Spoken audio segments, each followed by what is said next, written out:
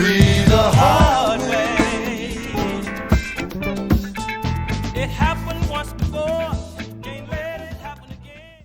Welcome back, though. We are the Zach, Tariq Rashad, My boy Rob, John, Polo John. Switches it up every It's week. been 2 weeks, but we are here and we are back. Welcome to 3 the Hard Way. Big up to all of you that are tuning in right now. Those of you that are watching on YouTube later, appreciate you all. We got a dope show for you today. A lot of information. So we're gonna travel all over the place, specifically in the NFL and the NBA. So we got some NBA news. It's officially back. We'll talk about what that means. They have the start date. They have a place. They have the way that the tournament, end of the season plus playoff tournament is gonna go. So we got all that information. A lot of players from the NBA spoke out over the last 2 weeks when it comes to the police injustice and racial injustice. So we're going to talk about those guys. Some of them went to some protests, some rallies. Some of them had some quotes. Kyrie Irving was big in the news as of last night. He had a players-only meeting. We're going to talk a little bit about that. In the NFL, a lot of the owners are speaking out. We're going to talk about the owners speaking out, some of the players. Colin Kaepernick. Good man a job. 3 years later or 4 years later? Good man a job. Too long later. Too long. Trying to do a SpongeBob reference, but you're right. Too long.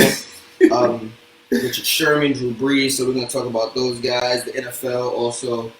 I forget which coach said it, but I believe they were saying that what the NFL plans on doing to start the season, so from a football perspective, is nearly impossible. I don't remember who said that, but I'll pull that up. Conor McGregor retired. Let's talk about Conor McGregor, and if we have time, Tyson Fury and Anthony Joshua have agreed to a 2-fight deal. Talk about that, what that means for the Bronze Bomber, and what that means for Tyson Fury, who is the undisputed champion right now. And also, we have officially the last show we completed our top 75 point guard, 15 point guards, 15 shooting guards, so on and so forth. We have taken that list, which between all three of us was 88 players. We've condensed it to a 50. So we're going to talk about what those honorable mentions, those who did not make the list, the ones that may have been on my list but didn't make John and Rob's list, so didn't make the top 50. We're going to talk about some of those guys that missed the bubble.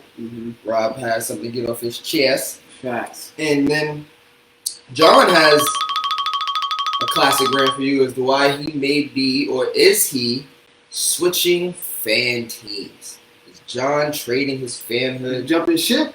for another team? And is it okay? Are we okay with this? Are we okay with John jumping ship? Sounds like an interesting show. Sounds fun to me, so let's jump right in, guys. We're going to start in the NBA. We started up the preferences. NBA, they're back. Rob, you've been breaking the news for us every other week, so you want to jump in on this? I'm super excited that the NBA is back, or has an official start date. They have essentially solidified agreement with the players' union to return to playing. There have been growing fractions of players that don't want to play for various reasons. We could jump into that. But as far as logistics of how the NBA is going to return, they have a July 30th start date. And there's going to be about an 8-game regular season to finish out with 22 teams. It's like a playoff preseason. Basically. And to create that play-in formula that they were talking about, to qualify for that, if you're outside the playoffs, so like a team like the Pelicans, I believe they're 5.5 back, or a team like the Wizards who are 5.5 back, they have to come within 4 games of that 8th seed team to qualify for that play-in stipulation to happen. And then that's going to happen on April 15th, if it does, and I completely anticipate it does, especially in the Western Conference. And then the playoffs will start August 15th. Thank you. August 15th, and then the playoffs will then start the 17th of August.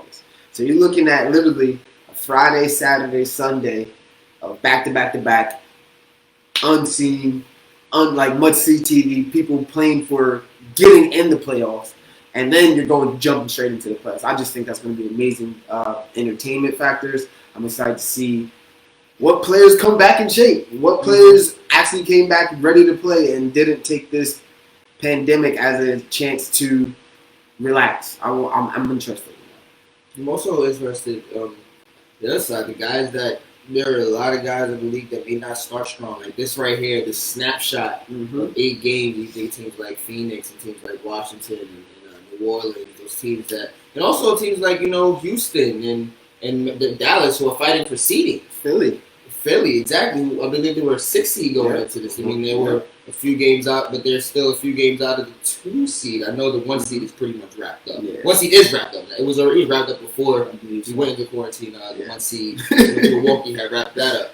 But on both conferences have a lot left to play for, so we give them that 8-game snapshot. Again, this is why I kind of put I said asterisk. I don't know exactly what, because I'm not gonna view it the way I view other championships, but I feel like this championship is going to be different because this storyline is something that we've never seen before. So those guys that start off slow, or those guys that actually, like in baseball, that just get hot. And what if Phoenix was hot to start this year? What if Phoenix comes back out with that same fire and clips the team at the bottom of the conference? What if OKC was a facade and guys are now home like, all right, we got these 3 guards.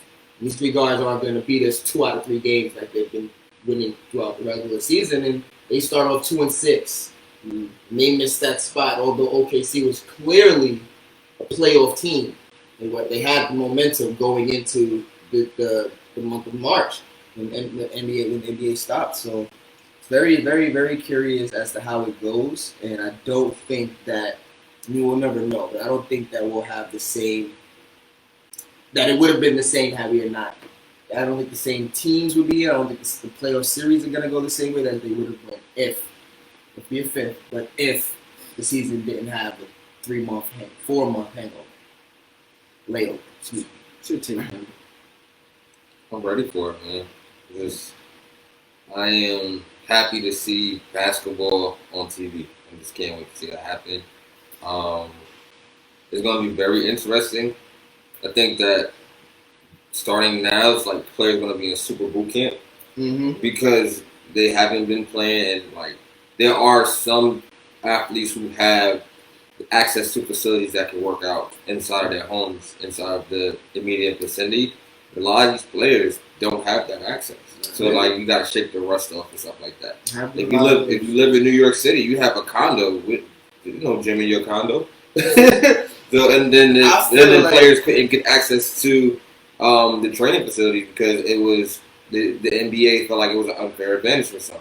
So it's like there are some players who maybe been working out with their trainers individually, but like to get that cohesiveness as a unit and also to shake off the rust from just doing lifting body training to actually now being fluid in your movements and getting your timing back for your shots and also conditioning. I would agree with the conditioning part. I think the conditioning part more than anything. But I will say this. If Kemba Walker was back home, which is the Bronx, correct? Kemba Walker was back home. And I know all the basketball courts in the park have the rims ripped off of them. Kemba called the coach or any organization, whether it be Baruch College, St. John's University, and said, yo, bro, I need to use your gym. You think they let him in?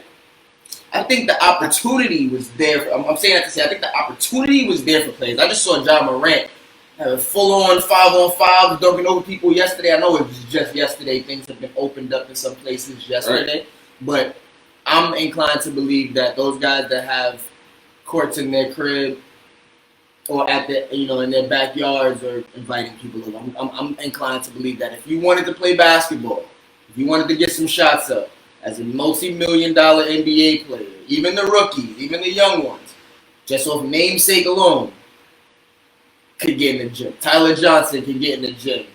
Kyle Guy can get in the gym and put up some shots if they wanted to because of who they are. So I do think that there was an opportunity to get to be with your family, opportunity to take a break, a breather, but this was started in May. It started in March. We're in June. If you didn't play basketball as a professional basketball player, if you didn't play basketball in the last 2 months, shame on you. Shame on you. But that's why I think that this season is going to be so. I won't call it special, but I think it's going to truly show who the true hoopers are, right? Because, not saying I don't think everyone in the NBA doesn't love the game of basketball, but do I think everyone in the NBA worked in their game? Absolutely not. I think there's a large percentage. If I had to guesstimate, at least 30% of the players didn't work. Literally just took the time to relax and resettle themselves. You got players who were injured, which is okay too. Right? But I think that you should, barring injury, I think that you should have found a gym. Yeah. Segueing into our next topic, some players don't want to come back. Right. Some players don't want to play because of the same reasons that I've mentioned on why they didn't have access to the gym. It's a risk. It's a huge risk. And then the health side of it. It's that factor, the health side of it, and then two, the justice and injustices that's going on in America. And some players may believe that there are bigger chips at stake than just the NBA championship. We're talking about people's lives. Right. And how it's being seen and perceived and being valued equally. And you know the NBA is nothing but for equality. They've made multiple statements on their stances. They, speaking out against injustices here and abroad. They got beef with China because of that.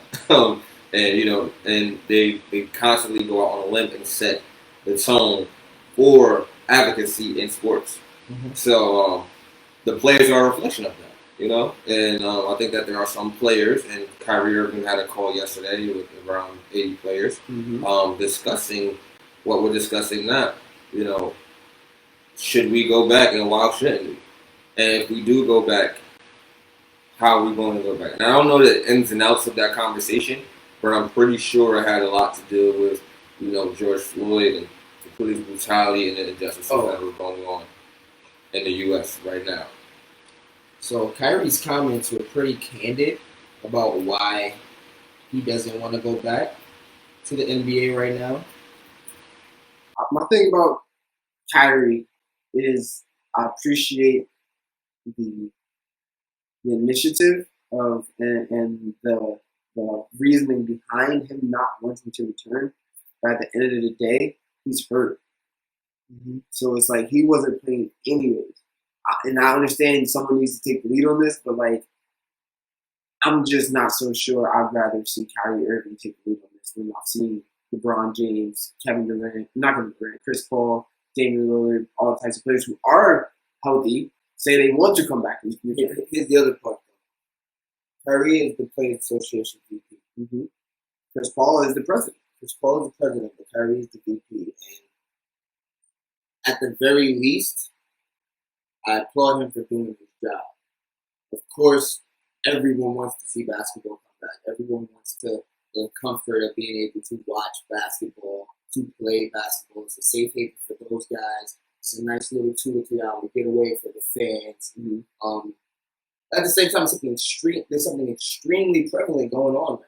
This is a movement that you've never seen on this. I've never seen on this scale. I can't speak for you, but for my 29 years, I've never seen a movement this, I can say long, even though it's been longer. I've never seen a movement this prominent. I've never seen a movement this strong. I've never seen a movement this worldwide. And Kyrie is saying that I think that this is my take on what Kyrie is saying is I don't want to take away from that. Two, as this progressive NBA, the ones that speak before everyone, the ones that make moves before other sporting organizations do, we could take a stand here. We bring in millions of dollars too. Y'all want us back so bad. Well, this is what we want. We want everyone to start working with the people. And we're going to a town in Orlando, and Florida has been very up and down on their rights for human beings. I believe Trayvon Martin was in Florida, all right? So George Zimmerman is still signing Skittle packages. So I understand where Kyrie's coming from. And again, I don't know if we should be pitting this all on Kyrie as the individual or if Kyrie as the person doing his job. which is a very strong, alienated job to do right now. Mm-hmm. So to be able to have 80 players on that call, and I love the fact that Donovan Mitchell went on Twitter yesterday because the Twitter feed came out and said that Kyrie Irving is having second thoughts about playing amid COVID. And all Donovan Mitchell did was retweet that and say, stop it, man. Mm-hmm. And my first thought was, oh, no, Donovan Mitchell was saying that we weren't part of the conversation or this didn't happen or y'all twisted it the wrong way. And it seems like after hearing more and more, shout out to Christian Winfield who covers the Brooklyn Nets, that's some insight from him. But after hearing more and more and paying attention to it, it wasn't about COVID, and they're not going to let them change that message. Kyrie straight up said police brutality is some bullshit. Mm-hmm. Some bull. And he's not going to stand for it. Mm-hmm. I think that it's strong for him to lead or to be the spokesperson for 80 players that are also not standing for it or want more clarification as to what they're about to get into and what that means to the rest of the world. I've seen LeBron post he doesn't think that the season coming back will hinder his social motivation, help his part in the social movement, which is great. But we also know LeBron goes to about 30, right? For playoff mode. Mm-hmm. Who's to say what happens between July and September, whatever how long the playoffs takes, from July to September, and will LeBron need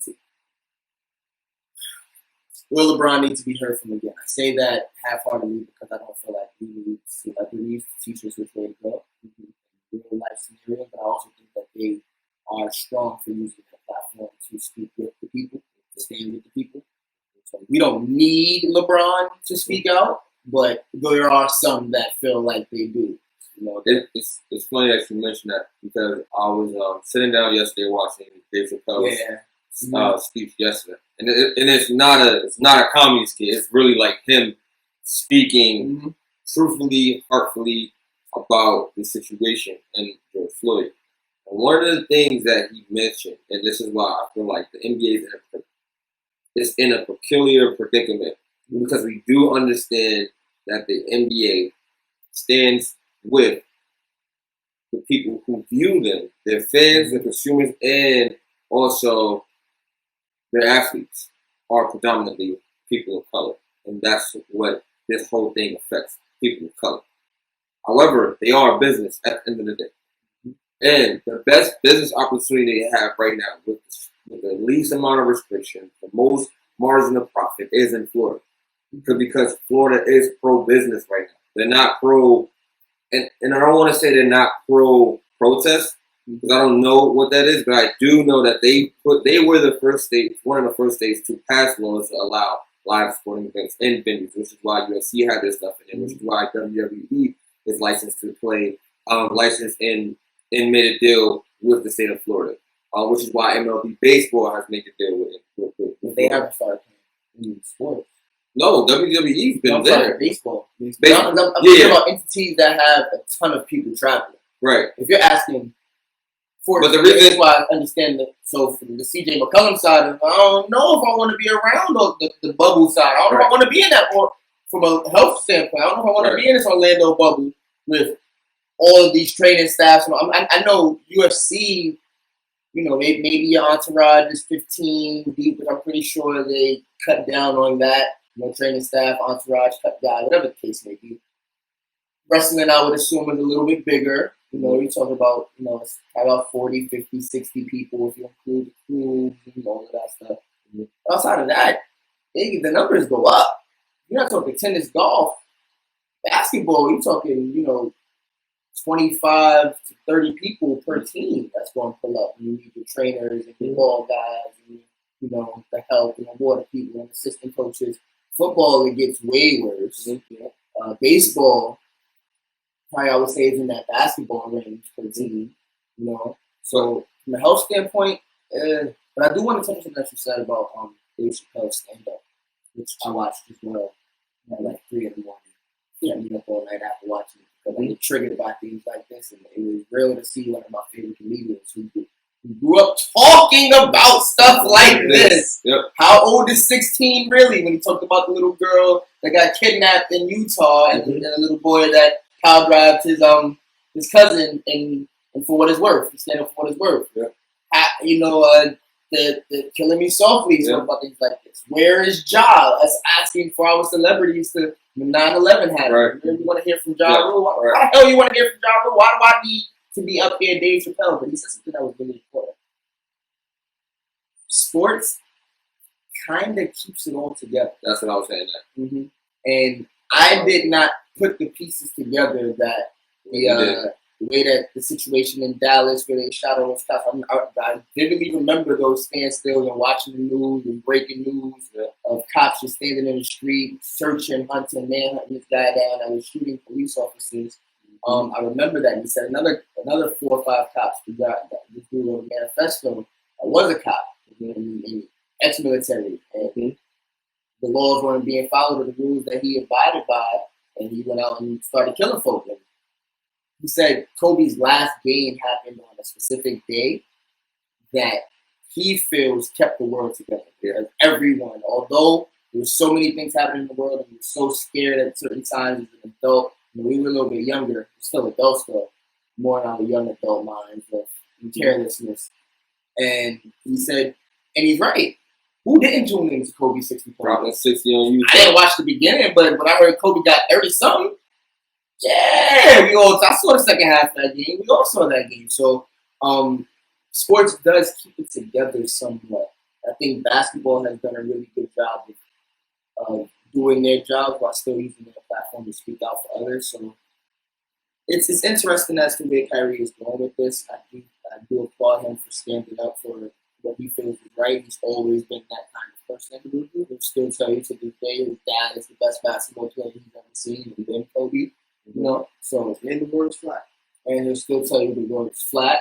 So Kyrie speaks on his mind. And I'll tell you this about Kyrie too.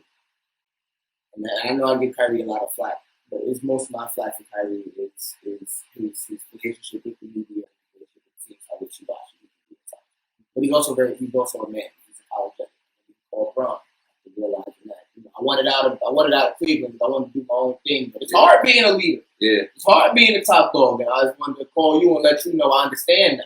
There's a sense of respectability in someone that can take accountability for their actions. So I like him standing tall here. I applaud Kyrie. Of course, we want to see basketball, but there are bigger factors in basketball. So let's put it all on the table. And I appreciate that a lot. The rest of those guys are Kevin Durant was there supporting him. There's a lot of stars on that call. And I think that isn't like Dave Chappelle said it best. It's great that stars come out and they speak, but the streets want to talk for themselves. That's what he said. They talk, and that's what they're doing right now. So you don't need me out here to speak because you're witnessing. You don't need me hijacking their message. They give you their message raw, everyone, unfiltered. Everyone, the non-celebrities the most. And I do want to applaud the basketball players that did go out to these marches. Shout out to Jaylen Brown and Marcus Smart and Malcolm Brogdon. You saw Cat standing right behind Stephen Jackson when he was speaking about George Floyd and the personal relationship that he had with his twin. So shout out to those guys. I seen Steph out there. I seen Clay out there. I seen Enes Kanter out there. Enes Kanter. Shout out to those that aren't black. Enes Kanter has always been a rebel in this country to the point where he's afraid to go back to Europe because he feel like they might try to extradite him. No, they will. There's no mic. No, they will. Serious. So shout out to Enes Kanter, his support for those that are going through these injustices. I'm just Speaking of injustices, I'm highly disappointed in the way that the New York Knicks, my favorite team, responded, or lack of response, and cultural awareness of the situation and how they handled it. So pretty much there was a report that 3 days after George Floyd's death, and this is like prime riots. I mean, like prime riots, and everybody's making statements, and everybody's saying Black Lives Matters. Companies are coming out, donating funds and giving money toward charitable events and in the progress of helping Black and urban communities. NFL is walking back statements. You know what I mean? owners are walking back statements. They're understanding that Colin Kaepernick and why he's kneeling. Are they? So I say that to say, during this time, the New York Knicks remained silent. There was a press release saying that multiple Knicks players were angry because of New York's lack of cultural awareness and lack of making a statement about their stance on Black Lives Matter and George Floyd. 2 days later, James Dolan sends a personal email. I mean, an email, not personal. CC'd on CC'd all the players. He sent a memo to all the players saying that, quote unquote, and it's, I mean not quote unquote, but I'm paraphrasing that the New York Knicks are in no position to talk about social injustices and inequalities that's going on there. Then, after that, 5 days later, when that broke, then James Dolan sends out a press release saying Black Lives Matter. To me, that's not acceptable. I feel like it's a show. As a fan who is a person of color, and a lot of Knicks fans that grew up born and raised in New York or abroad are African Americans or people of color who spent their hard-earned dollars on your product, a la Spike Lee. You know what I mean? And how they treat him. Then you look at the other black players who were known as celebrities and known as legends in the way that you treat them. You kick Charles Oakley out, right? You don't hire African American, like prominent. Patrick Ewing should have a job with the New York Knicks inside the organization. Why aren't there more African Americans on the staff? Why aren't there more African Americans in those higher levels? Like now you're doing it, right? That you partnered up with some other, people of color, and now they're in those rooms. But for a long time, that wasn't the case. So for me, that was like my boiling point. So I'm officially no longer a Knicks fan. I am jumping ship to the Brooklyn Nets because I can't get with it. Can't get with it, and I bleed orange and blue in my heart. But as long as James Dolan is there will not be a successful Knicks franchise. And I am stuck and solid on that. You can't tell me otherwise. We've been in basketball purgatory for the last 25 years since he took over the organization. He's running down to the ground, and he's getting money off of it, and nobody really cares. He doesn't care because anyway, the Knicks lose, and he still gets money. We are the number 2 or number 1 at flip-flop every year sports franchise across the globe and come in the area of profit and revenue. Mm-hmm. And we suck every year. And we suck every year. What does that tell you? That it is not about the Knicks. It's about the dollar. And as long as that's the process, the thought process is behind it, the Knicks will never be good. And I can't abide by that. I'm retiring my Knicks jersey, my Knicks fanhood. I am going to Brooklyn. Let's go KD and let's go Kyrie. Speechless. I mean, I understand.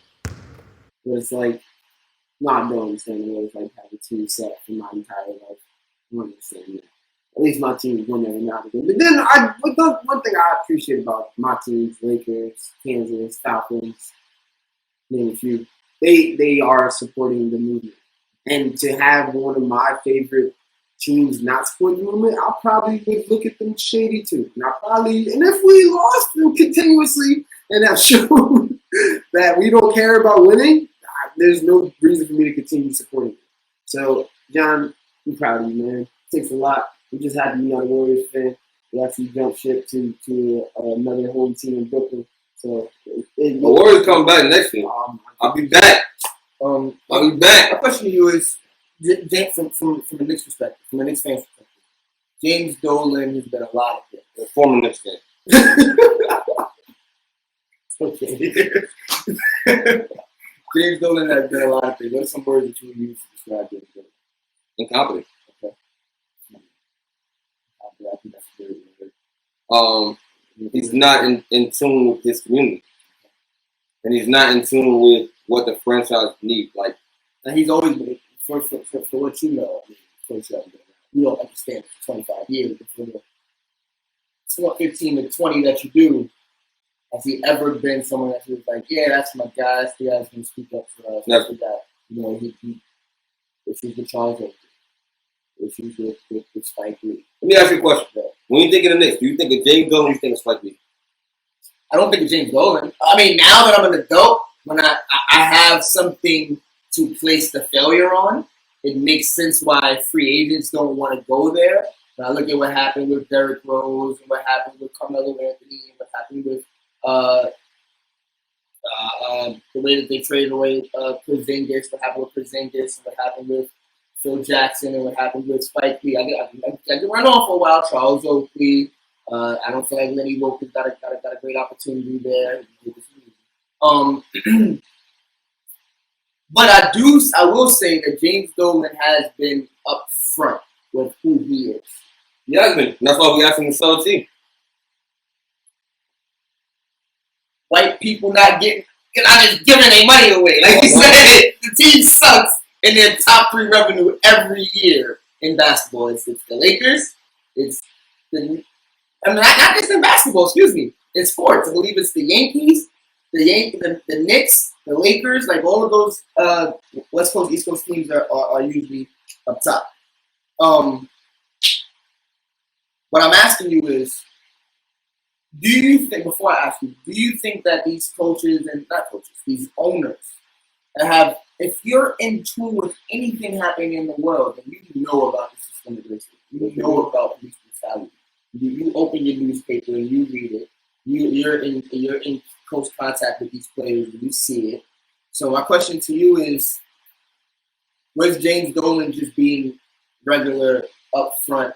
We've been new about this. Now everybody wants to jump in because it's a trend. I'm not about to do that. James Dolan I would say that I've never seen James Dolan follow the trend, or the Knicks in general, because I'm speaking of James Dolan as This is unprecedented times. Right. Regardless of how you normally operate. This is not a normal operating situation. When this thing is affecting your business, number one, and the people that are the highest consumers of your business are saying that they are willing to boycott something because if you're not with us, you're against us. That's the mindset. Right, of course. Right? It's the mindset because of what? Because of the pressure that's being put on. By who? The people. From the people. And who else? People. The players. People and the players. Not the owners, not the people making the money. They would have this would have just been another person to them. But this person spoke out. And Steve Kerr spoke out. And then this team puts out something. And then LeBron starts talking. And then Drew Brees says something dumb and everyone jumps down his throat. Mm-hmm. And then Don Lemon calls out for every celebrity to come out and say something. Yeah. And now it seems like it's just a trend for these. To me, none of this shit authentic, bro. None of it from these owners are authentic. Every single NFL, and I know I'm crossing over a little bit. Every single NFL owner, I don't want to hear anything they have to say. These are the same guys that all of them have hired terrible backup quarterbacks, nowhere near as good as Colin Kaepernick. So please don't tell me he was not blackballed out of the league for speaking about what is happening right now. So I don't want to hear that these guys are being fair or James Dolan, it's your turn to speak out. In a sense, to me, James Dolan is like, I've never been fake with y'all. Y'all don't like me. Y'all not gonna like me anymore if I do. I'm not about to be fake with y'all. Yeah, there's a lot of black New York Knicks fans. But New York is white as hell, bro. Yeah, you see us in Brooklyn, in Bed-Stuy, in Harlem, in Spanish Harlem, in LES. Yeah, you see us, brown and black folk. But in Midtown, in Lower Manhattan, on Wall Street, where them big buildings are, where New York's commerce really is, where the New York diehard fans really are, the ones that are paying $800 to sit in the bleachers or $12,000 to sit in the top 7 level to see the Knicks up. Those guys, but this is the they issue. don't care about this. This is the issue, and that's what separates the Dallas Mavericks. That's what separates Los Angeles Lakers. That's what separates the Miami Heat. And I think with James Dolan is saying, I am who I am. Right. And that further proves my point that he needs to get up out of here. Point. Period. Because when you look at the cities that those names that I just named, those are people, because ownership is not just about profits. It's about the impact that you make on your community, and it's also about the buy-in that you have from your fans, and that generates your profit, right? So when I'm talking about these names, die-hard fans are going to stick with the Lakers because they know that they will get their stuff together, and if they don't, they have a track record over time of where they stand on things, and that they support the black community. And support not even just the black community, the basketball community. If one part of the basketball community is hurting, they're supportive of that. You see what I'm saying? So, like, if you look at these owners, all of them are ball cool. The owners that I just named. Oh, okay. All of them. Okay. Riley, Buzz, Cuban, all of them. Like, those are prominent. Those are prominent franchises and prominent locations. So when you are in a major city as a owner, then you have to operate as such.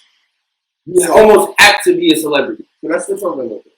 And I think we got your we got your bias, not your bias, but your understanding of who James Dolan is, what the Knicks franchise will always be as long as he's at the head of the team, and where you stand with that. And I applaud you for that. I don't think James Dolan is doing anything super different than what he's done in the past, is all I'm trying to say. Mm-hmm. But let's switch over, because you said James Dolan, when you're in a big city, you kind of got to understand the culture and things of that nature, even though culture is written differently, bro. We not watching the same news that he's watching. Mm-hmm. You know, his news is saying people out with rioting, and there is some of that. So if he sees that on TV and he associates that with the people that's been on TV doing that the longest, then whatever it is, I'm not going to get into his racial undertones. Here's a guy in Dallas or a guy in Texas who hasn't said anything yet. He's a prominent owner. He's the owner of the biggest. There you go, right? Yes. And that's all people coming at him. That's He's the owner of probably the most prominent sports team in America. They could rival them in the Yankees. They come out of the most prominent sports teams in America. And it started with Richard Sherman. We got a lot of other owners speaking out. We got coaches, Pete Carroll, Jim Harbaugh, Roger Goodell put out a statement, that guy.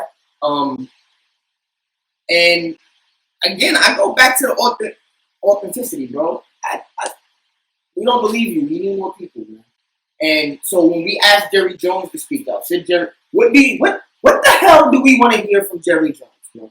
What do we want to hear from James Dolan? What do you want to hear from them? Because you know what you're gonna say right after. I don't think you lying, bro. I don't think. I don't think that is it's what they hear is the timing of what you say and when you say it. That shows your authenticity. Does that make sense? If you're like waiting 4 weeks, that like the timing showed that he was not authentic. Mm-hmm. Those companies that made those statements within like the first 2 or 3 days of the incident, you could tell that was something that was embedded in their coach, and they feel like they need to speak out on it. So like, yeah, moving forward, anybody right now at this point in time, like, okay, if we didn't make a statement, we got to make a statement right now. Of course, that's unauthentic. I want to get to Rocker. Rocker was saying that he did hire. They have hired executives. Yeah, I remember, and he's right. Isaiah Thomas did mess that team. He definitely did. He definitely did. But we did have another GM that came from the Pacers who built that team. Donnie Walsh came from the Pacers, built the team up, had a great track record, was doing great, and James Dolan out of nowhere was like, "This is not the direction that we want to go." Mm-hmm. And James Dolan wound up leaving, going back to Indiana and making them prominent again. Donnie Walsh wound up leaving, making them prominent again, making the Pacers prominent again. This is what I'm talking about. Like, it's like a history of. Rob always says it. The battle is the Knicks and success. Like, they don't go together. You have biggest rivalry. That's the biggest rivalry. The Knicks and success. Because if Donnie Walsh is building the team the way that he wants to, and it's showing that it's working and it's going good, right? Why fire him? Why let him go? Why keep Phil Jackson when the team is doing terrible for those extended amount of years? Why we fired Mike Woodson when he was 5 games under 500 in the middle of the season? David Fizdale, when y'all expected him to have a great year, and y'all didn't get nobody. Exactly, David Fizdale. So this is what I'm saying. Like, the turnaround for that, like, Hornacek was there forever and we was sucking. Derek Fisher got fired within the first season and a half. So y'all can get the job. Dude, you see what I'm saying? Like, this is all those things are disparity. It's a huge disparity. And yes, he has hired them. Rocco, I agree with you 110%. Steve Miller should have been fired a long time ago. I don't know why he still got that job. He should have been fired. Him and Perry. Both of them should have been gone. Because they are terrible GMs. They are terrible in that executive position. They don't need to be there. And I asked this question for both sides of both NFL and NBA. For those guys that speak out, the guys that say things now, when it's a trend to do so. I mean, from video games to owner executives that would never say anything before. Now we're speaking out on injustices, which is great. I mean, I love the fact that everyone is speaking out. But do you believe them? That's my question. Are they going to make a change in? Are they going to make a change in their communities? Are they going to stand up? But their communities aren't our communities. They're in different tax brackets than we are. They have way more power than we as the regular John Rob and Ty have. So are they going to speak up and do something? More action than speaking. Of course, everyone wants to speak right now. It's cool to talk. But what type of action do we even see from these guys? What type of monies? Where are they putting the money in? That's where I'm at. All it is speaking out is dope. I like it way more from the players that have always been doing so, way more from the rappers and the entertainers and the media people that have always been doing so. But those guys that are jumping on the bandwagon now, some of them are being authentic. Some of them are finally, it may be clicking. And some of them need their asses handed to them, a la Drew Brees. There are some organizations that have contributed to donations, like the Minnesota Vikings, Minnesota Twins, I believe. This is before. This is literally recently. Recently before. This is recently this week. That's my thing. I want to hear about before. I want to hear about the guys that when Trayvon Martin was going through what he went through. I remember players. I remember players, and I can't name them, and I'm really sorry that I can't name which players it was that paid for funerals here and paid for this person to go here and held down this family because of this indecency or this tragedy that's happened. Both, regular tragedies, and then the ones that shouldn't happen, like police brutality. Players have done it. I've heard, and the guys like Mark Cuban and Mark Cuban that I've heard speak out before, because I can't really remember any top dog owners speaking out on things like this. Pete Carroll has kind of told the line before when it comes to speaking about injustices. I remember that.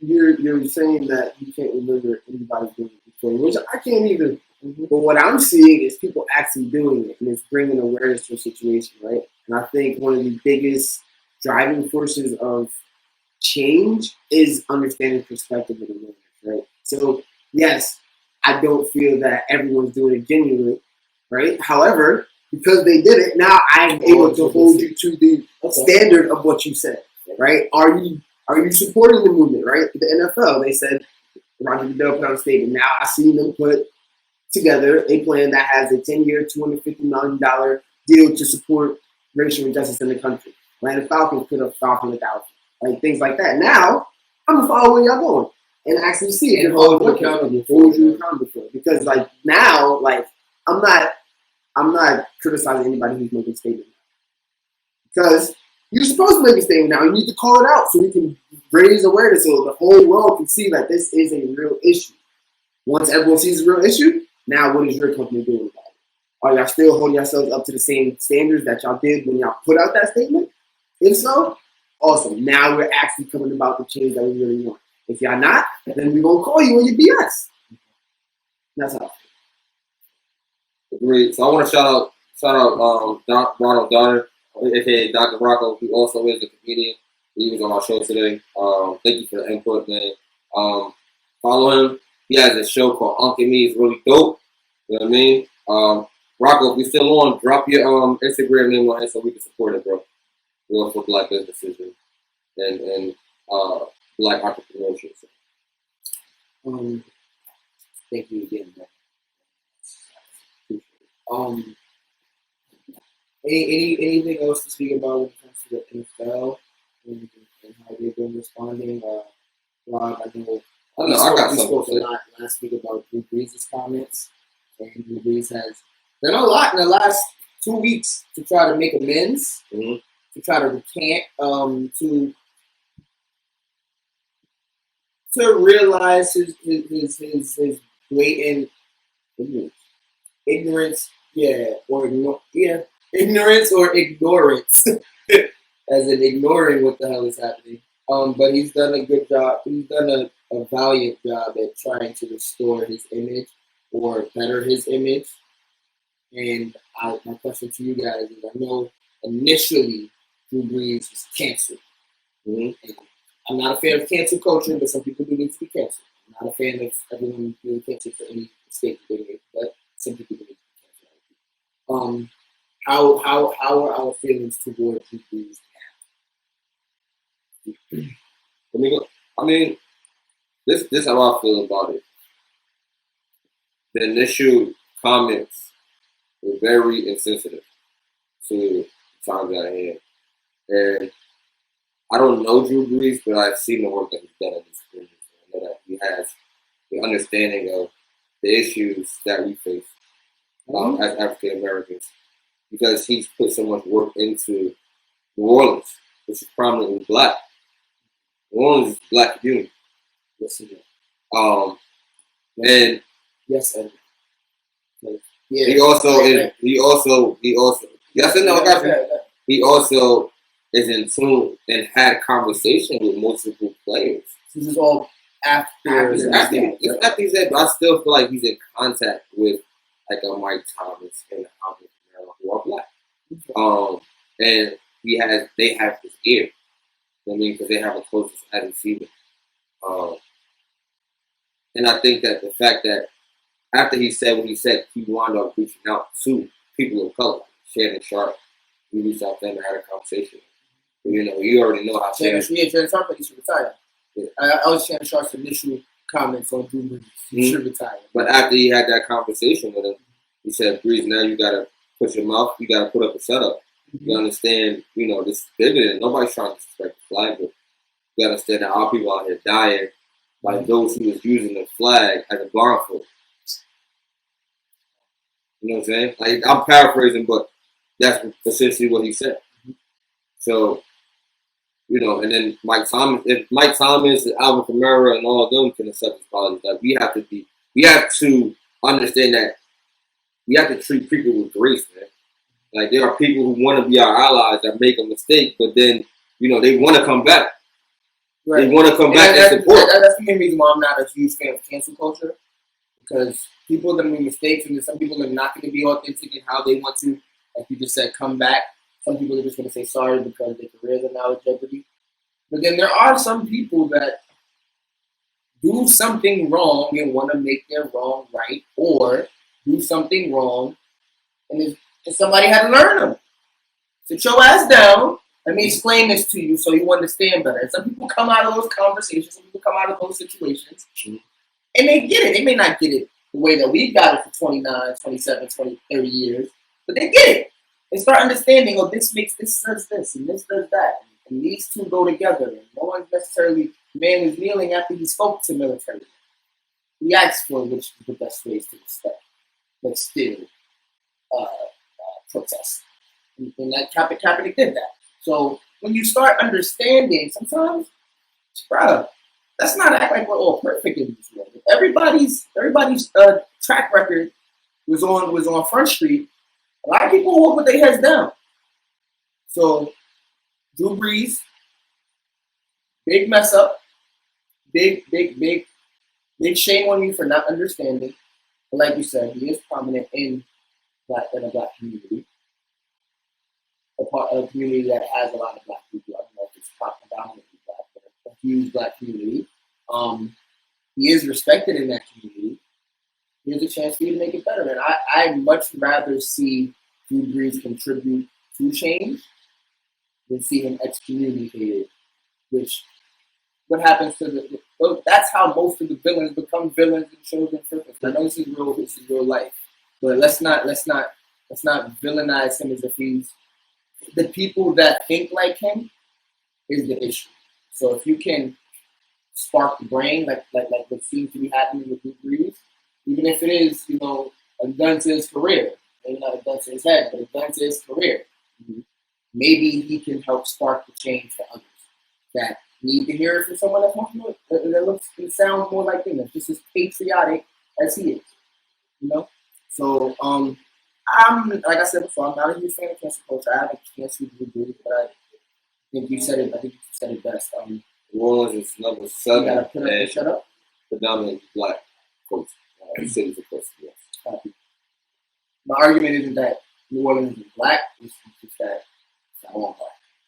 Even if it is down, it's still not majority 61% of the population is black. of New Orleans itself. Stay on the sports side. So I wanted, you said it best. Drew Brees put up a shut up. And you said it earlier. You like to see these type of people make. Now you can hold them accountable. They said what they said. Now you can hold them accountable. So that's where it seems like it is for me as well.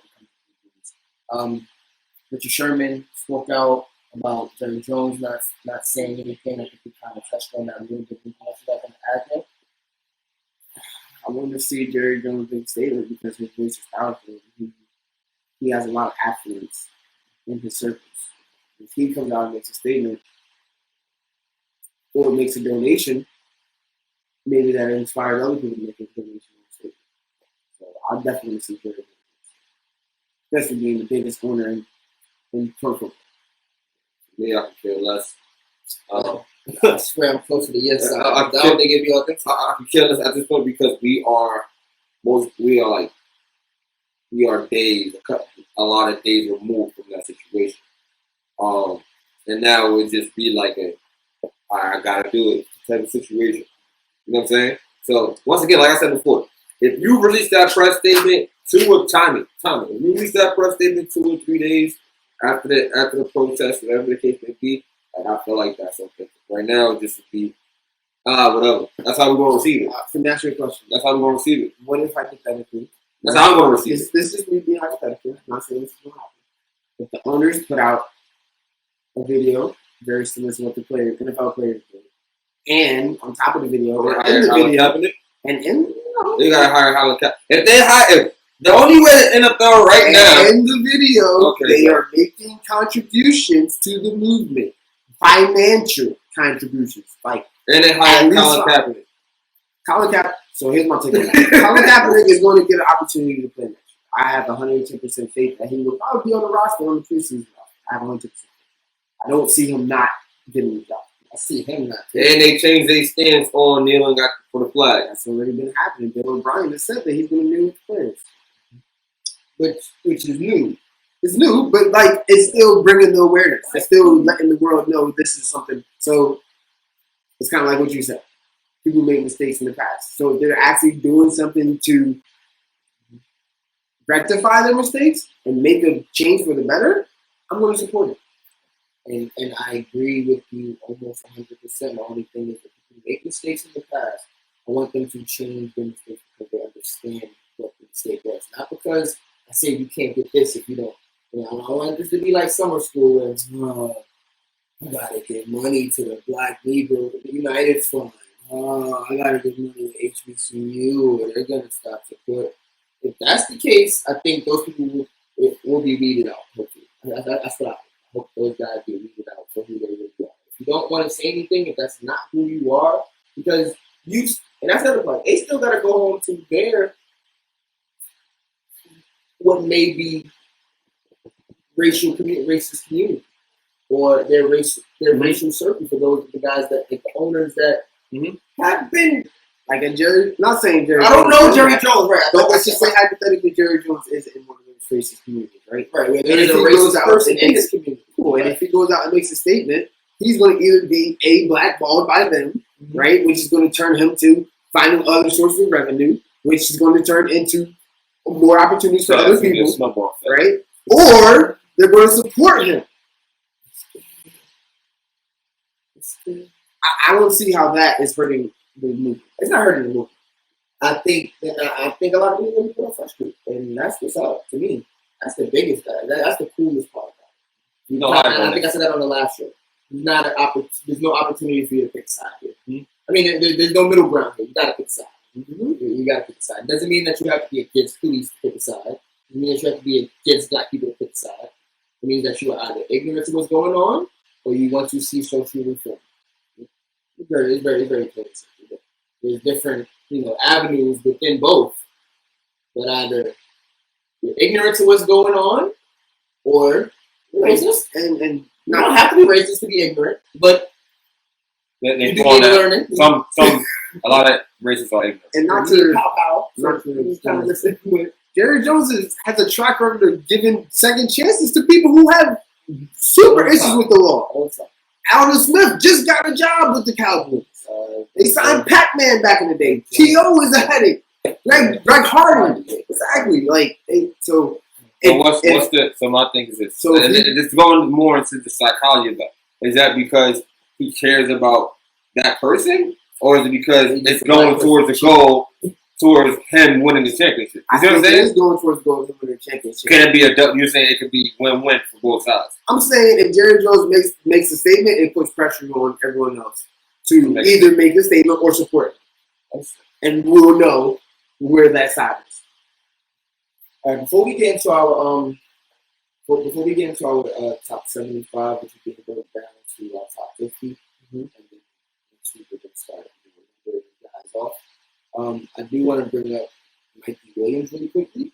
Mm. He is the number one prospect for 2023 class of 2022. This kid is a freshman this year.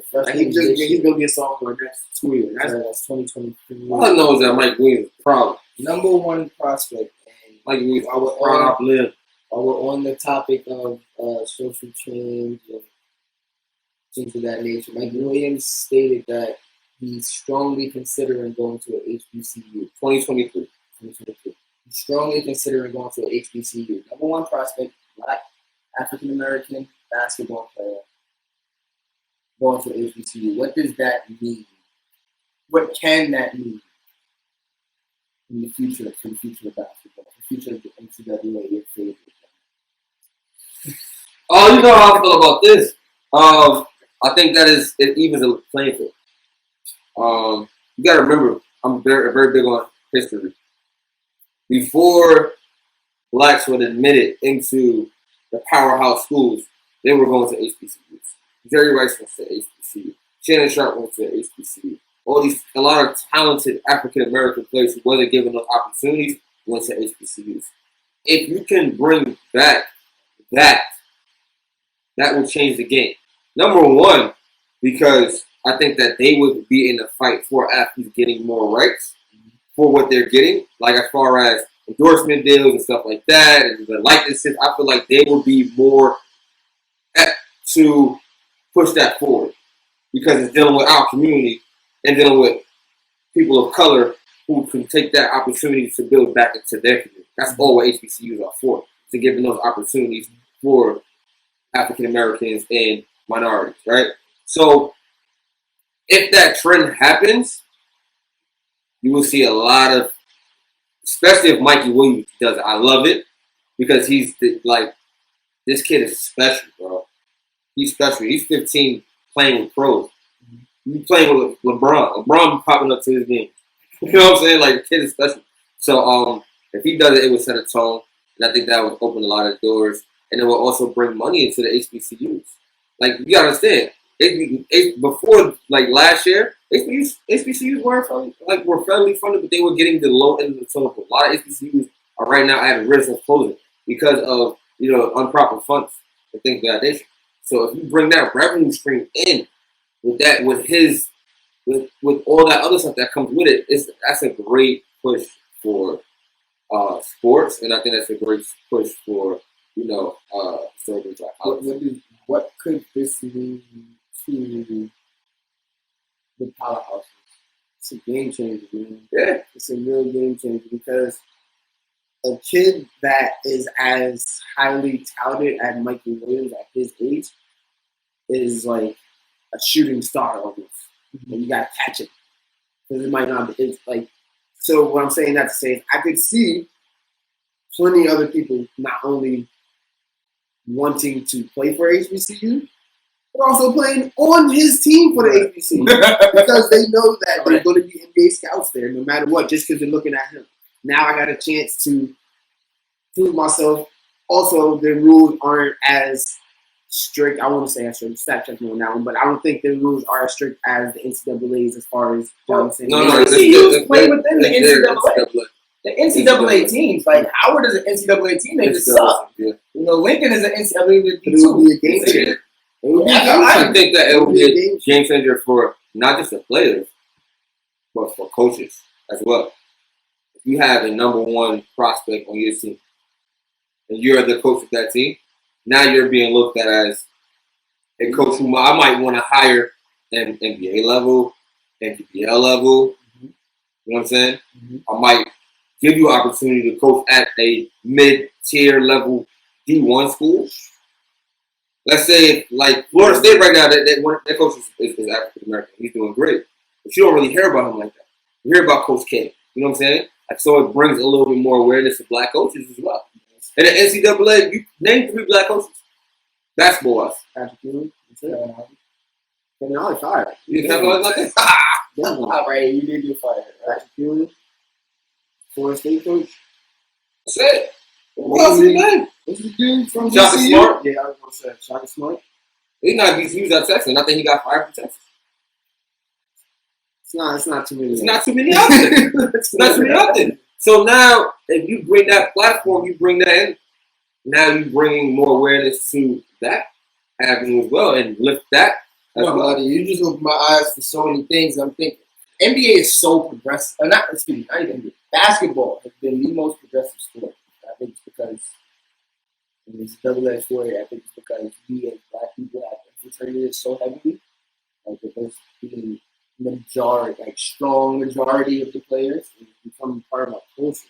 In the way that because I think it's a continuum. I think because of the way that we've been able to infiltrate that field, that our culture, soaked through to the point where it's going to ooze out of the pores.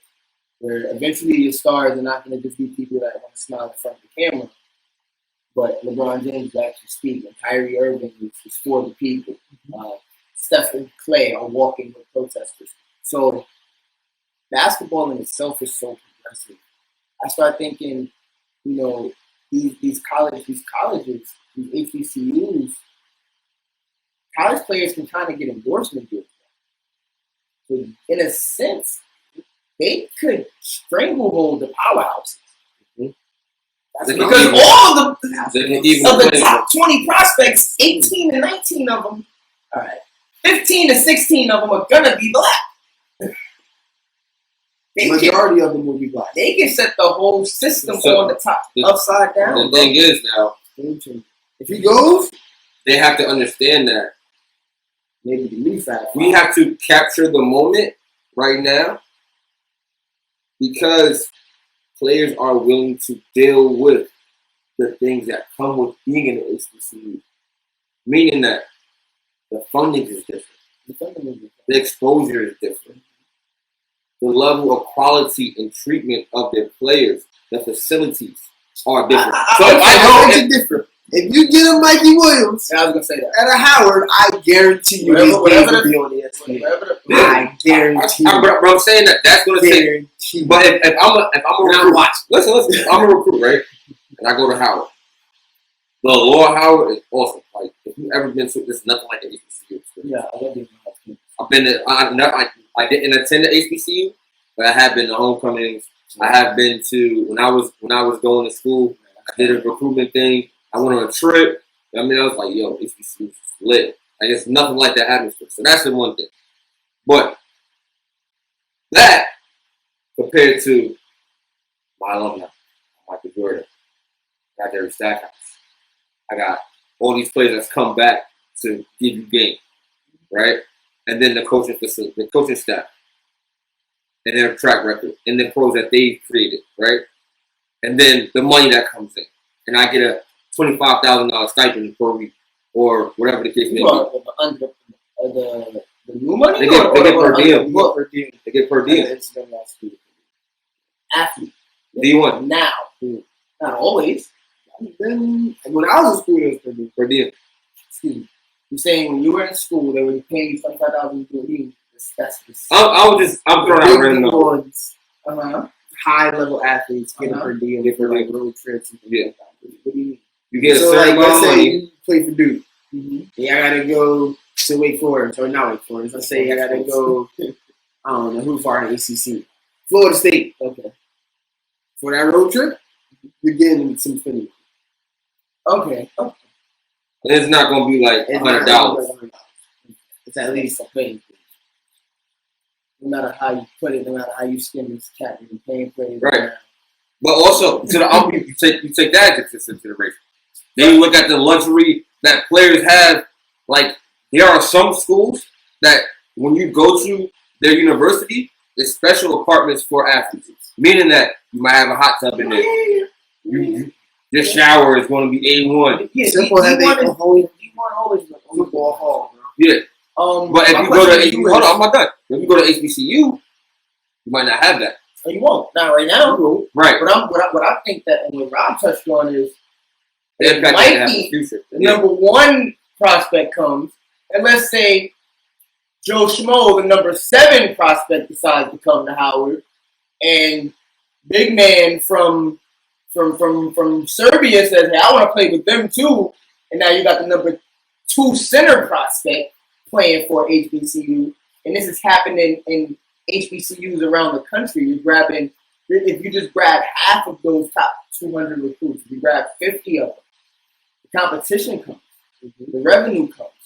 We're going to build these facilities to make sure that we are at the same standard as a Kentucky, as a Duke. I bet you Kyrie Irving would support the HBCU and drop game. I bet you LeBron James would do his part to make sure that those kids are getting whatever they need to succeed and make it to the next level. I bet you Michael Jordan would, if someone called him, would say, "Hey, I got you. This is what you need to do." So, not saying the coaches, not saying the coach. I always think like adult self is going to go down there and be like, "Hey, this is not excellent for that." But I do see a Joel Embiid saying, "Yo, this little kid from Africa go to this school." Like, I can see something like that. And I think that, if Mike does, and I think so you're saying that Michael will be on that. He'll be the catalyst. You guys see shooting star. He'll be the catalyst. He can change the game. He can change the game. He really could. Really could. All right. We saved the best for last. We're not going to spend too much time on this. We'll be talking your ears off all day. But Thank you for tuning in. the 3 the Hallway group of 3 of us. What the hell was that? Anyway, we have a top 75 list over the last 2 weeks, our last 2 programs. We went over our, everyone here went over their top 15 players in each position. Go check those last 2 episodes out if you haven't. The names and the players are up there on the list. If you want to debate us, comment on YouTube, and we will gladly respond to that.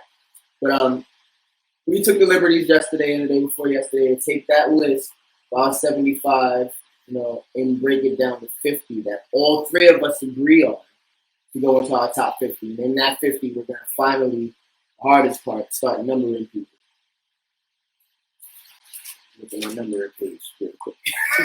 Anywho, we wanted to take this opportunity to speak about some of the players that did not make that top 50. So we named a lot of great talent over the last 2 weeks, when it pertains to the last 30 years of basketball. So from 1990 season to now. The last 30 years of basketball.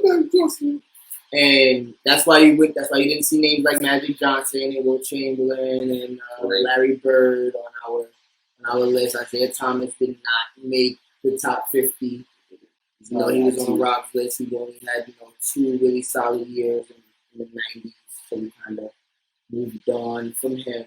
And we just want to give an opportunity to give our honorable mentions and some of the names that didn't make it, but also talk about the names that were on our own list, our own personal 50, that did not make the list as a group because others voted them off. So, who did not make the list that you're surprised did not make the list, Brad? My biggest snub of the 3 to Hardway top 50 all of the last 30 years list is LaMarcus Aldridge. LaMarcus Aldridge did not make our top 50. He did not make our top 50. Honorable mention. He is an honorable mention. Talk about it, Rob. Why are you upset with us? I did not vote LaMarcus Aldridge in. LaMarcus Aldridge was in my top 15 power forwards. He was not in my top 50 players in the last 30 years. Marcus Aldridge is one of the greatest power. First off, let's start this conversation by saying when the NBA literally put out their best decade team for the last 10 years, Marcus Aldridge was on that team. Number one. Decade. Right. Cool. 3 decades between 1990 and now. Please understand. Marcus Aldridge is one of the most cerebral, back to the basket big men that we have seen in this decade, in this last recent NBA. No one in the NBA currently can turn over and do post moves over either shoulder like Marcus Aldridge can. He has been either number one in the last decade. In the last I feel decade. like Dirk was playing in that last decade. He ain't got the turnover the shoulder like he got. Dirk got the fader. Dirk got the offensive game that is 10 times better than LaMarcus Aldridge's offensive game. It ain't 5 times better than LaMarcus. Dirk's game is not head and shoulders better than LaMarcus Aldridge's? It's head and shoulders, but it ain't that much. KD's offensive game is better. Different position. I want to go right at that power forward position. It's a PG. Never got that, bro. You tripping. I'm not saying LaMarcus Aldridge should make it over Dirk Nowitzki or Kevin Love. Okay. However, I'm saying he deserves to be top 50. Being the number 1 or 1A guy on a playoff team throughout his career, a career 18-9 guy. There's not to mention the Western Conference. The toughest conference that there is. We have people on this list who have not made the playoffs in our top 50, and I voted for it. No, not have made who have not made the playoffs as consistently. Who have made it maybe once or twice. Okay. In the playoffs. Okay. Have better numbers, but LaMarcus Aldridge has been there. Dogs in the playoffs. Killed defensive players of the year. Dropped 40 back-to-back games on Dwight Howard. So, for me, LA not being in the top 50 is crazy. I don't understand. It's not crazy to me because when I looked at it, and I was talking to Rob, I'm like, this list is it's filled with great players. Mm-hmm. But it's like how great you are as levels of greatness. So, yes, Marcus Aldridge was good, and he top arguably 15 power forward in the last 30 years. Top 15 power forward. However, there are players who have that same exact role that he had and did more. And were better at his role than he was. Like who? Blake Griffin is better than him to me. What he do more than what playoff success he had? The conference finals. One game away. Blake Griffin be hurt all the time. Mark Aldridge stays on the court during the playoffs. What was LaMarcus Aldridge's highest scorer? And highest rebounding. He's a consistent. Hold on. Now I'm about to stack check you because I feel like Mark Aldridge is better rebounding than Blake Griffin. His highest? I'm talking about overall. I'm talking about this. What I'm saying. Okay. His best. His highest is 11. How much is Blake? 12. Ooh. How many years he averaged 20? He's a 20-point scorer his whole career. Marcus Aldridge 19.5. So who's the better scorer? Blake. No, he's not. Better scorer, better rebounder, better dunker. Blake's not better than Marcus Aldridge. I don't care what anybody says. As far as who's the better winner? Who's the better winner? Who led their team? Can I say this? Blake didn't even make the playoffs in the competition. I'm gonna tell you why. Because he's hurt. Exactly. And this is part of the last 30 years. Marcus Aldridge is in the playoffs. He's playing right. He's playing right now. He's out for the season. I ain't gonna say that. But his team is in the playoffs because of his efforts. He's hurt. He's hurt like Blake. He just got hurt. He's hurt like Blake. He just got hurt. This is why I don't need to make it a Blake versus LaMarcus argument here. I'm gonna tell you why LaMarcus Aldridge didn't make money. Tell me that. LaMarcus Aldridge played with Portland. Mm-hmm. Pretty damn good team. Damn good team. Never made it to Western Conference. Yeah, you such a LaMarcus Aldridge then went to the best coach. You consider the best coach in the league. Mm-hmm. Always been paired with a superstar, DeMar DeRozan. Always, it was DeMar DeRozan or what you call it? or Kawhi Leonard. Was it Kawhi Leonard for long? It was Kawhi Leonard. You played with Kawhi Leonard. You played with Kawhi. Okay. That year Kawhi got hurt. LeBron was there. Okay. Played with Kawhi. Okay. So in San Antonio, they made it one time. And they got swept. With their best player going out. Right. Okay. Their best player going out. But you don't want a guy. I gotta go. This is what I'm getting at. This is what I'm getting at. Because Marcus Aldridge is damn good. But when I look at this list, and I look at guys that have had impact over the time and been able to do it by themselves if necessary, Blake took that Detroit team to the playoffs last year on one leg. They still got a game, even though. But here's my argument for that. That was the Eastern Conference, bro. But when you go to the Western Conference, he was a top 5 MVP candidate twice. And guess what? And there was also years when the Clippers sucked. And he was doing his thing and they sucked. They didn't start getting good to the league vetoed Chris Paul going over there. And he was only in the league for 3 years at the time of this thing. He didn't play. And Marcus Aldridge made the playoffs his first year. And who did he play with? Bro, alright. Was he the star on that team? He was 1A. He was 1B. But he's never the star. Blake is a bigger star, yes. LaMarcus Aldridge has a better career. I agree. He's 8-9. Blake is not. He's a more consistent player. He's 8-9. Blake stay hurt. Blake stay hurt. I get the Blake stay hurt. And the fact that me and Todd disagree with you on that. I'm letting you know. I understand. And that's why LaMarcus Aldridge is not on our list. That's what LaMarcus Aldridge. Now I want to bring up somebody that didn't make our list too in the same damn position. Who? Dennis Rodman! How is Dennis Rodman not a top 50 player? I'm not polarized by the videos that I just saw over the last 2 weeks. Over the last 2 months. I'm going to tell you right now, like I told y'all a couple weeks ago, I have personally watched Dennis Rodman's highlights alone in the playoffs. Just Dennis Rodman with Michael Jordan on the court. I don't care about the 50 that Michael Jordan put up. Dennis Rodman was 1, must-see TV. 2, 5-time champion. 3, the best defensive player on all of those championship teams. The best player on Utah, who guarded him? Dennis Rodman did. The best player on Boston, who guarded him?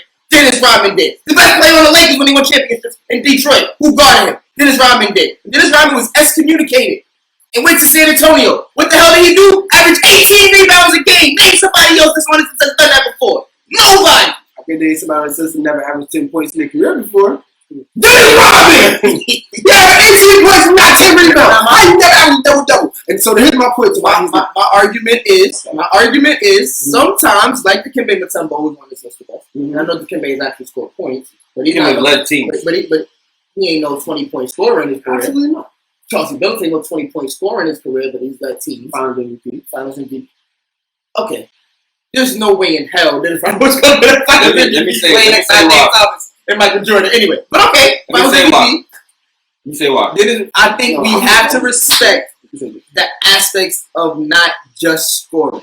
Enough to put somebody that was that dominant defensively, loose ball wise, rebounding wise, that dominant. Gotta put him in there. That's just how I feel. He don't get my nod with Marcus Aldridge because I feel like if LaMarcus Aldridge was on those Pistons team, and LaMarcus Aldridge was on those Pistons team and on those Bulls team, he'll be a five-time champion. Yes, he would. Yes, he would. He got Carmelo. Yup. Carmelo going to see Jordan coming around. It don't even matter because Jordan going to break the last shot anyway. If you look at the last play, Dennis Rodman walked up the court. You said I'm gonna stand right here. Get the steal. I'm gonna stand right here. How did he get the steal? Because the best defensive player on that team was on a one-on-one, so he didn't see the steal. Michael Jordan come around and get that steal. What did he got so special? Like here's my thing. What do you use Draymond Green and DeMarcus Cousins for a 2K? What's the badge that you use for them? What's the badge? I was about to say. What's the name of the badge? It's an intimidator. Intimidator. DeMarcus Cousins don't got intimidator. Okay. Dennis Rodman would be the purple diamond oval card intimidator. That's a fact. He would be the biggest intimidator. I agree. He is the biggest intimidator. However, to me, I don't value that as a guy who was the number one. Like, he was the defensive stopper. He was the number one rebounder. But they ain't asked him to do god darn tootley squat offensively. Nothing. You're not. So, But he's still grabbing you 8, 9, 10 extra possessions. To me, he is essentially back in the day Draymond Green. Well, 10 times better. He's back in the day Draymond Green. This is how I feel about the situation. That's what I feel. He's back in the day Draymond Green. He's nice. He's one all-time great. But I feel like but he ain't better Aldridge than me. Aldridge time chip on the Bulls team. Boy, what? You can't go in. I want to hear him on putting up championships because he ain't even been in a championship. Exactly. But Dennis Rodman, what he would have done as a role player, in his role, mastered his role. Mastered it. Like, he is the best role player ever. Now they're going to be your top 50 of the last 30 years? Superstar, as far as, like, cornerstone of your franchise, it's not Dennis Rodman. He's not the cornerstone of your franchise. I hear you. The cornerstone of your franchise is the boy. Hold on, wait. Let me finish. They lost. Let me finish. When he left San Antonio, they lost. They won a championship next year. Anyway. What they replace him with? Tim Duncan, that's what they replaced him with. It's Tim Duncan. They replaced him with somebody that's probably going to be in all three of the top 10. Anyways, what I'm saying is, What I'm saying is that when you measure, and I was really grappling with this myself.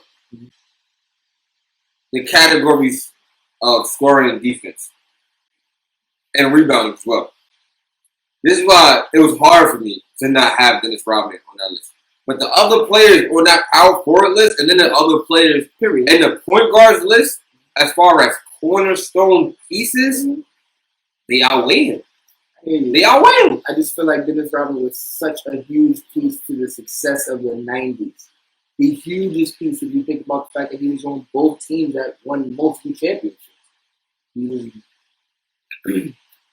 I can tell you a lot of people that was successful in the 90s. We talk about Jordan's rise to fame and how he needed to be betrayed to get over the hump. Who was the person locking up his number 2 player? Who was non-existent in those series? Who decided Game 7? Sick, man. I see Jordan played with sickness. And then Rodman had Scottie Pippen's heart before he even made it over to the Bulls. Dennis Rodman was so damn great that they would let this man leave and go do Vegas. And that I got from the last 2 weeks. Go to Vegas and still he would outrun everyone on the court.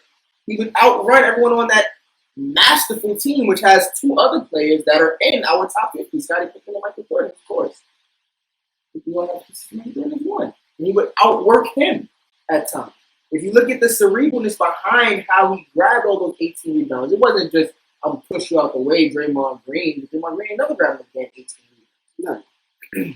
He was, and Dennis Rodman, I wouldn't say he was undersized, but he wasn't 7 feet. He was undersized. He was 6'7". So he was undersized too. To grab 18 rebounds at 6'7", you have to be masterful.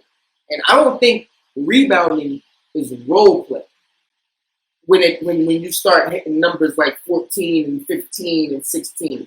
When you in that 8 to 12, you're damn good. You're pretty good. The name of the game of basketball is put the game. And if I can give you 7 to 8 more possessions to put the ball in a bucket at a time when people are scoring 83 points and 84 points to win games, 84 to 78, and I'm giving you 7, 8, 9 more possessions. And this is my point, Tom. Jordan can score. But this is my point.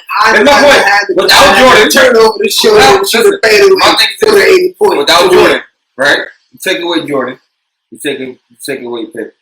You got Dennis Rodman as your cornerstone. You don't have you, and that's it. Your number. What are you giving me back? I'm saying that's your number one. Your number one pick. You give me Steve. I'm saying you're Damian Stockton. Your number one pick. You had a number one fantasy pick in 2K. You got number one fantasy. You gonna pick Dennis Rodman? No. Or you gonna pick Michael Jordan, Kobe Bryant? No. What I'm saying is there are 50 other people on this list that if I had on fantasy for 2K that I will pick before Dennis Rodman. Dennis Rodman that's why Dennis Rodman didn't make the list. He's gonna make me break the triangle. Dennis Rodman's not gonna make it clearly. I'm outnumbered here. I just gotta hear from you, John. What's up? On the end. What's up? Who's a better player? Who? Dennis Rodman or LaMarcus Aldridge? I already told Rob. It's Dennis Rodman. I already told him that. That's not a question. Dennis Rodman will lock up LaMarcus Aldridge and do whatever he needs to do. Get in his head. That's why we did the 2K team. Look, Dennis Rodman and locking up LaMarcus Aldridge. That's how it's started. That's all you got Hey, to do. John, who didn't make the list that you're not happy about not making the list? More specific that didn't make the list for you. So this is the I think you voted in. Did you get anybody that you voted in that didn't make it? Derrick Rose. Talking about Jokic? You had. Oh my God! No, we don't want to talk about no damn Jokic. No.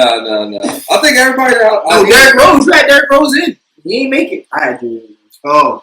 Oh, you had D Rose. So John didn't have D Rose.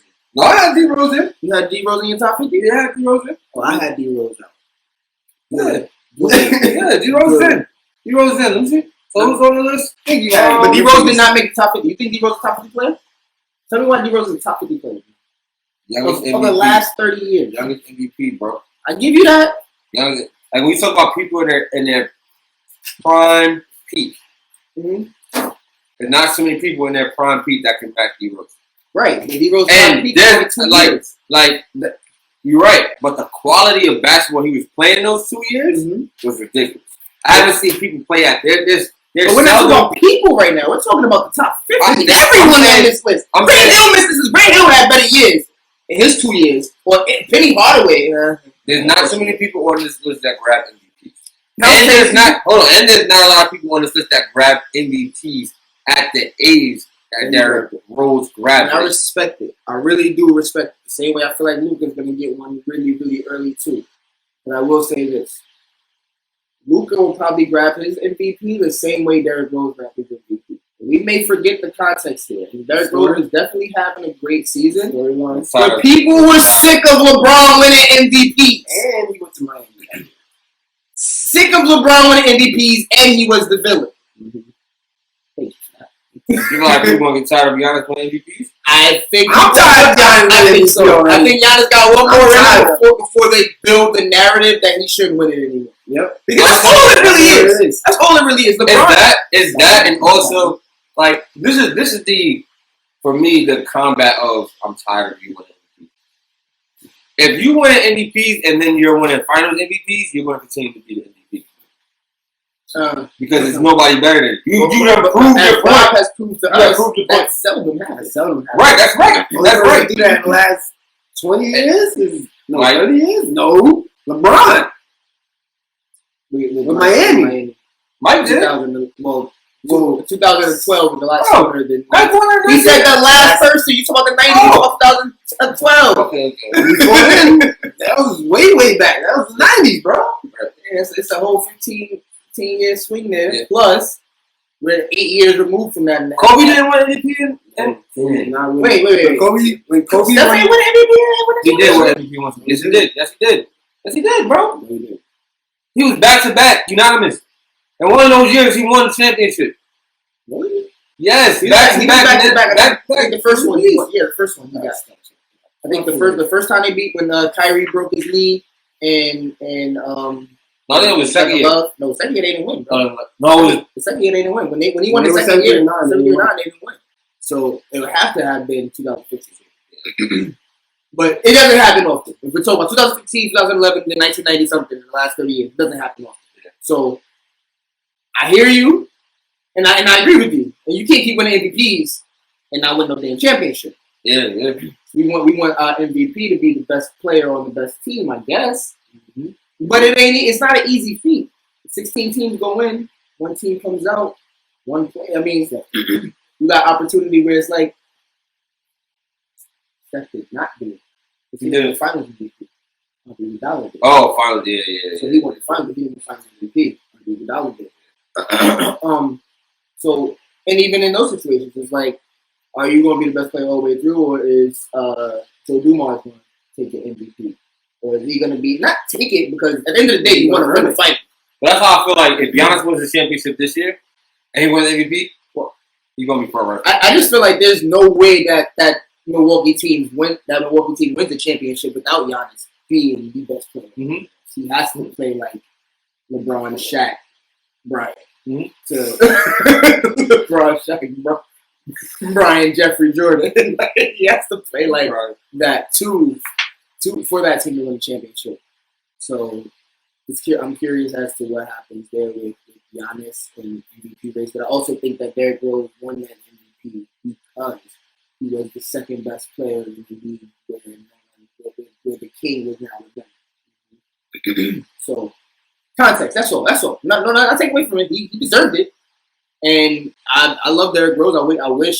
I wish we could have that argument of who had the better career between him and Westbrook. Because I remember Westbrook wasn't even a better player yet. Westbrook was still the kid that's taking shots from Durant at this time. Mm-hmm. But he was dunking on everybody's head. That's what was so amazing. He's coming on screens and Harden throwing them hoops, and he's playing defense on Kobe. He's not locking Kobe up, but he's giving Kobe fits. And Derrick Rose was ascending into greatness at the time. And I've always wanted to be able to have that Kobe LeBron or Kobe T-Mac argument with Russell Westbrook and Derrick Rose, and injury didn't allow that to happen.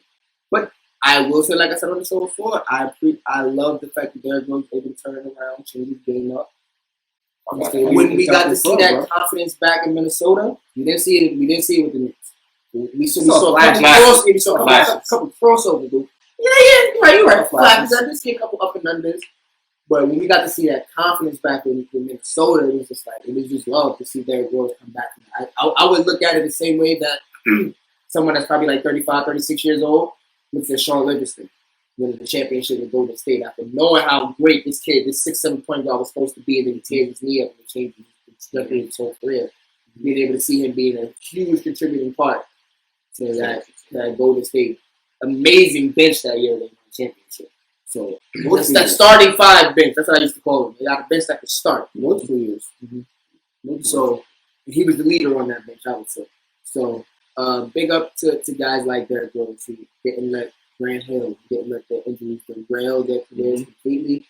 Tim Hardaway, who's another honorable mention.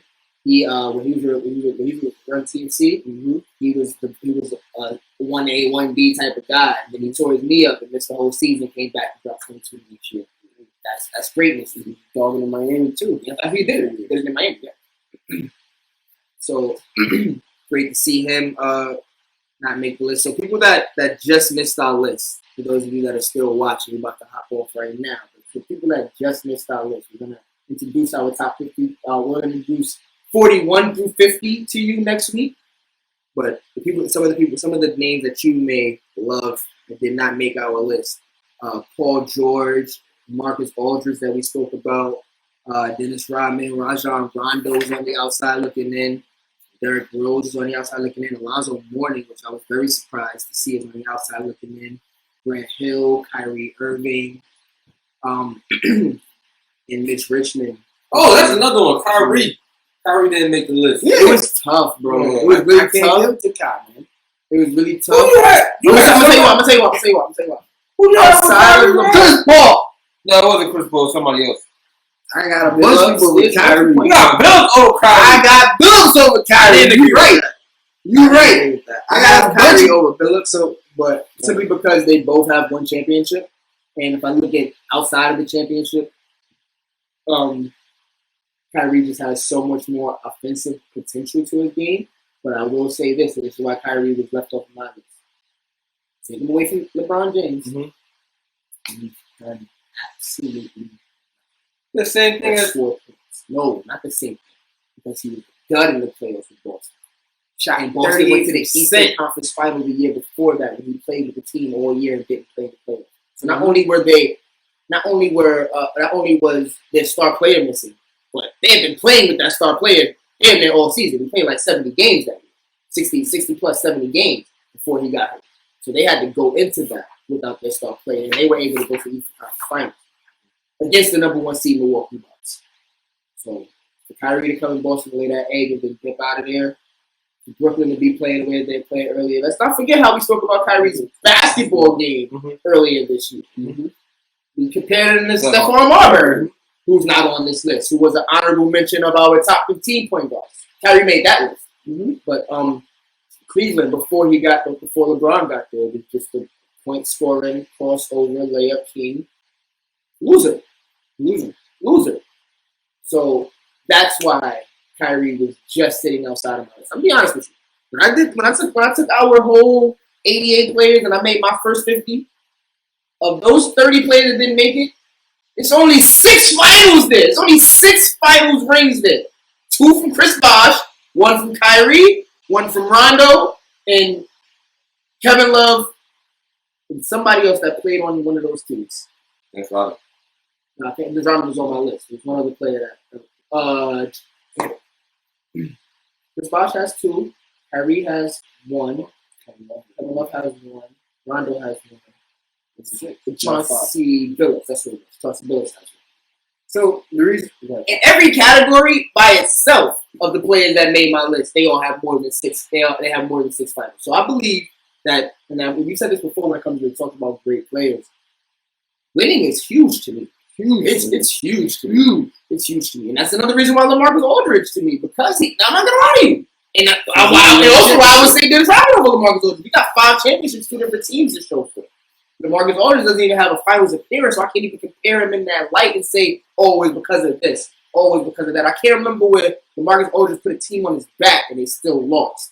I can remember that with Chris Paul. That's the difference. Chris Paul doesn't have a championship, doesn't have Western Finals, but I remember him limping up the court, hitting a game with a shot against those same Spurs, those teams that were better than his.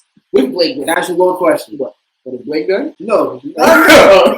Somebody who we're not saying T-Mac does not deserve the list, but T-Mac falls in that same exact category. But I've also seen him ball out and cry on the court and put the team on his back and lose. I'll put the team on your back and lose. Give me LaMarcus Aldridge.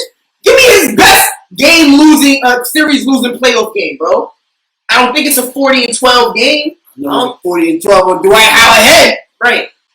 Oh no, we didn't duck anyway. That's not the I'm saying Dwight Howard's a dud in the playoffs too, outside of his 2 years in Orlando. He made our list. Anyway, that's what I was talking about. That he made the finals. And you pitched to me last week that he was a prominent player for 6 years. He was in Orlando. He was. He definitely made our list. But the only thing I'm saying, and this going back to my original point, why I don't have Kyrie on my list is because number one, he's not a winner. And when I look at the other players who are on this list, who I had on my list, they have led teams themselves to the playoffs, to multiple playoff appearances, deep playoff runs, championships, right? Just being real. So he's a top 75 player. There's been guys who have made it to the mountaintop but could not close the deal. And Kyrie is the reason why Cleveland has their ring. Along with LeBron James. Without Kyrie, and without LeBron James. And without LeBron James block. And without LeBron James triple-double. So it's when not he just got there, he was able. When he was carried there, he was able to do it. So you also left Dennis Rodman off your list. Without Dennis Rodman playing defense, Michael Jordan don't get that skill.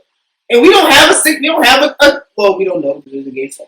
But I feel like for the talent that Kyrie has to the game, the entertainment factor, and the icon that he is to the game, the next generation of Iverson, you know what I mean? His cultural, his social reform stances, stuff like that, bro. He means more to the game. He has to be on that. He has to be on that list. He can make it on that list, but as a 28-year-old player that's still in the prime of his career and only has 1 championship that he was carried to, and when he was the leader, he was balling out. When he's been the leader of the team, John, they lost in Cleveland. They got embarrassed in the playoffs, and they were under 500. The Brooklyn Nets are a better team with him off the court this year. So let's not forget. I love Kyrie Irving. Dominique Wilkins.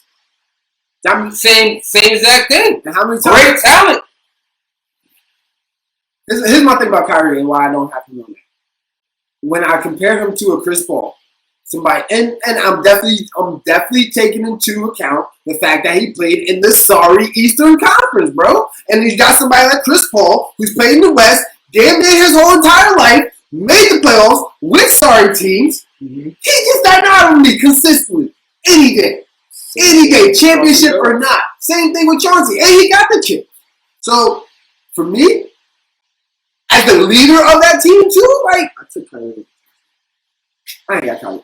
I put Kyrie over Chauncey too. I do believe that. I believe there's guys when we talk about this list of guys that didn't make it. Guys like Kyrie Irving, guys like Paul George. I think they have an opportunity to have won this list. Absolutely, Paul George for the same reason. I mean, outside of that 1 year in Indianapolis, he has been abysmal in the playoffs. Going back to back, it's kind of funny. Outside of those 2 years, those 2 good years in Indianapolis, he has been bad in the playoffs, and we wanted. Bro, I don't think anyone can not be a Paul George fan. He's one of the fair-hearted, coolest dudes in the league. But when it comes to winning and losing, you gotta win. You gotta win better. Russell Westbrook, I have on this list because of triple doubles and MVP status. But when it comes to listing him in the top 50 as my second favorite player of all time behind D Wade, it's hard to put him. It's hard to find where I'm gonna put Russell Westbrook because he haven't won. Yeah, he did make it to the finals, and he did drop 43 in the finals. And I lost.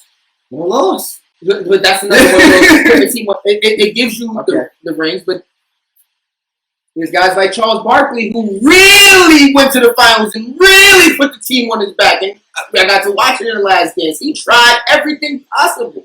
He was damn near getting a triple-double for you. And he still don't got no chips. Now that guy, I'm going to take a little bit higher than Westbrook. I haven't finished my list. He carried it. But when Russell Westbrook carried it, he went 3 straight first-round outs. Against, to me, 2 teams we should have beaten. I think we should have beat the Jazz. I think we should have beat Portland. I think we were better than the Jazz. I think we were better than Portland. That Houston team had our number already. And we didn't have as much talent. Russell Westbrook did play his heart out. Let's not forget that he did play his heart out. But those 5 to 7 minutes that he was off the court in those games, Houston was violent. That's my real quarrel with Lou Williams. Was that series. It got nothing to do with what he done in LA. It was that series where he wanted to be James Harden 2.0 and hit every 3-pointer and every contact 3-pointer and pump fake and go to the line. He was really James Harden 2.0 in the sense where he was just, all right, I'm going to get you in the air and I'm going to throw this foul. Mm-hmm. Make it straight in there. Huh? Make it straight in there. We should have stayed in LA. But, so next week we're going to talk about our top 50. I'm sure you guys know some of the names that will be on that list, but we will not reveal them until we start revealing them next week. Anything else you guys want to talk about before we log off? We're a little bit over time again. Sign Cap. Sign Colin Kaepernick. Little Cap. He told you so. He told you so. Yo, I was saying this, and I just wanted to say it again. I was saying this. I don't know if I was saying this too. Roll credits. But when we when you was little. And you got those pictures of your black leaders, the black common leaders, you got Malcolm X, Frederick Douglass, Harriet Tubman, Michael Edwards, all those guys, Marcus Garvey, and Jackie Robinson and Jackie Turner, and it just went on and on and on with the list of what they did. I cannot wait till they make one of those with Colin Kaepernick. This guy has been the face of our generation's civil rights. We wanted civil rights. Right. We don't even want equal civil rights. But he has been the face of our civil rights, and to do it in such a prominent position. I mean, he was 1 year removed from being a champion, being in Super Bowl? 2 years. 1 to 2 years removed from being a Super Bowl playoff quarterback. He had a bad year that year. He wasn't having the best year, but we've seen guys have those years. His record-wise, his wins and loss record is up there. He's one of the fastest guys in the NFL. He had one of the strongest arms. He wasn't the best quarterback. I'm not saying he was the best quarterback or top 5 player, but he was damn good. He was not no bottom dweller. Star quarterback. A systems quarterback. He was the reason why they went to the Super Bowl. Okay. So for him to take that part of his career and to say, I'm gonna take my chances with saving my people, of being a voice for my people, and see what happens this year for the next 3 years. I just hope that his story never goes untold. I hope that 100 years from now, wherever we are as people, as a nation, that there are still stories about how Colin Kaepernick is still the face of the whole question. That dog just for it to come right back to life, the same exact way that he said it, that he was talking about. He was still with it. So, big shout out to Colin Kaepernick. Dave Chappelle said anybody that kind of makes it out of this unfortunate situation as a black man in America, or black woman, is a hero. But for real, Colin Kaepernick is dead. He's dead. That's it. It's my last piece of today. Through the hallway.